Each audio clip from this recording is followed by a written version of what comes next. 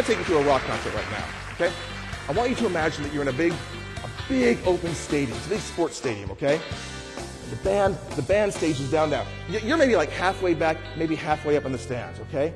It's you and 25,000 people, and you're all doing the exact same thing. You're all just screaming your heads off because you can't believe it's going to happen. This is the greatest day in your entire life. They're going to be out there. You're going to see, and all of a sudden, there they are. They're walking out. Can you see them? Just like, they're so far away, they're like 4 dots, but it's absolutely them. You can't mistake it. And they're getting up to the stage, and they're picking up their instruments, and they're going to play the songs. And now they're playing the songs, but you can't tell what they are because you're all just screaming, and you're thinking, you know, if everybody would just shut up, we could hear the music. That's what you're thinking. What you're doing is screaming your head off because you can't believe that you're actually there. They're actually playing. It's really good. And then all of a sudden, almost before it begins, it's over. It's over. It's been what? It's been 33 minutes. Only 33 minutes. And they're putting their instruments down. They're leaving the stage.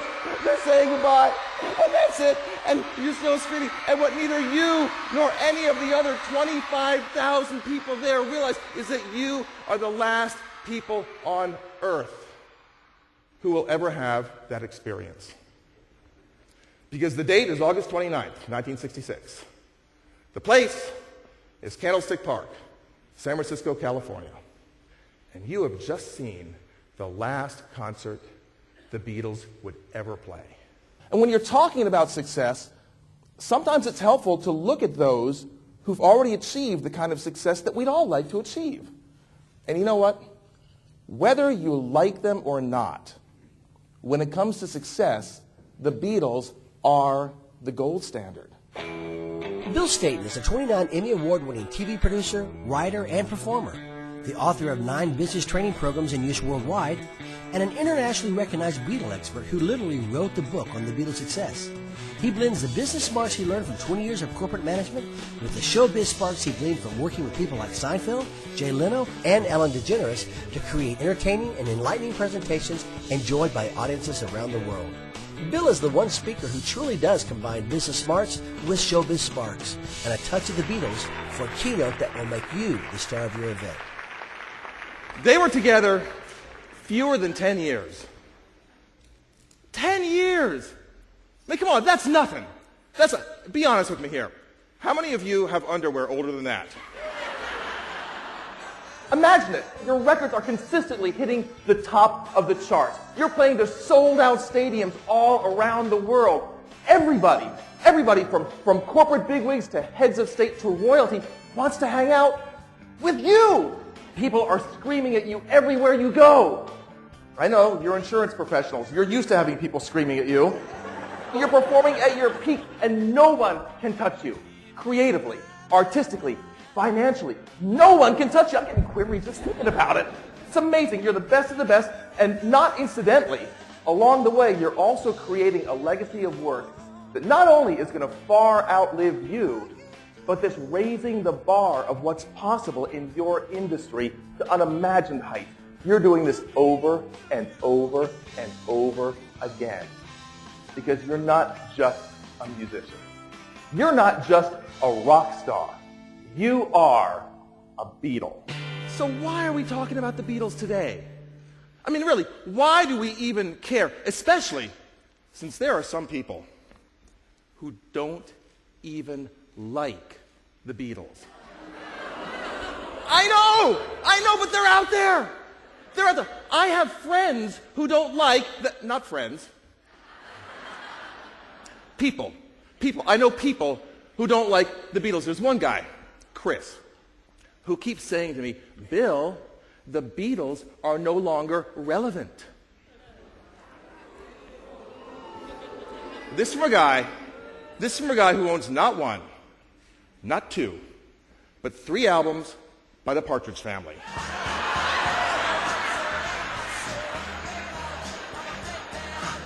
Did you even know they had 3 albums?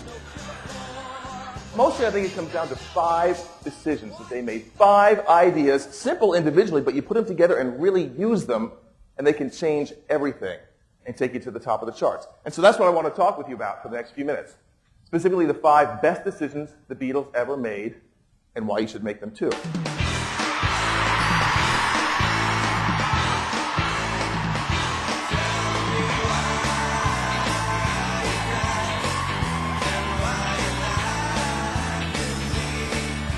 John Lennon got it. And what he got was this. When you spread the spotlight, everything gets brighter. When you build a great team and make it about the team instead of just you, when you make it about the team, bring in a great team and share the credit, you're going to get great results. How did the Beatles rise to the top? Well, they had something special. What they had was a single shared vision. And it was this. They were going to be bigger than Elvis. When you play to your strengths, you make better music. When you play to your strength, you get better results. So what is it that you can do better than anyone else?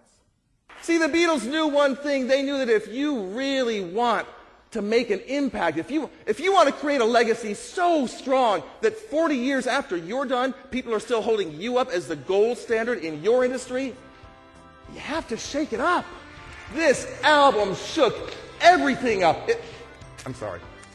For you kids in the audience, this is called a record album.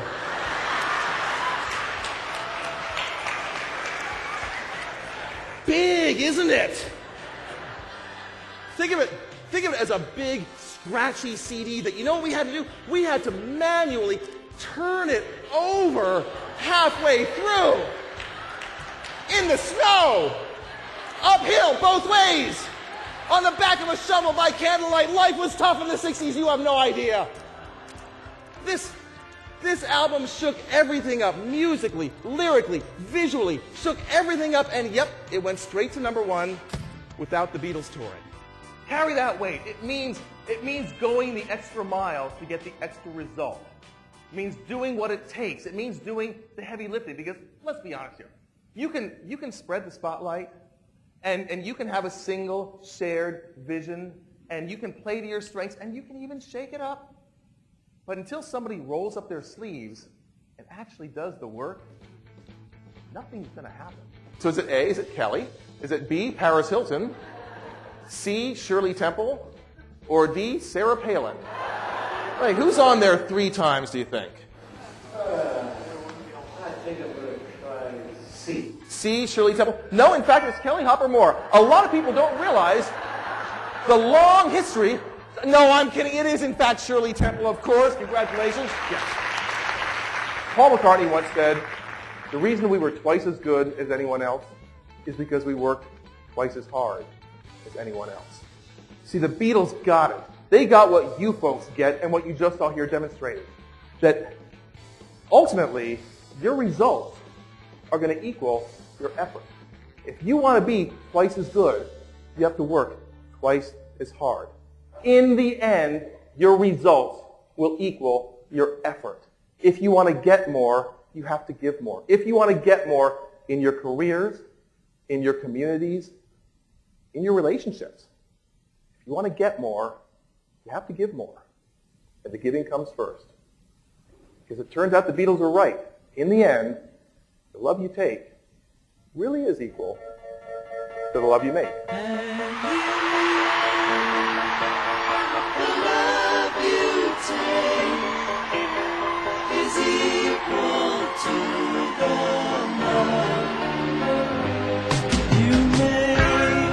Thank you so much for your attention. How about a big hand for the Almost Fab 4? Thank you to all of you, all of this. Have a great summer.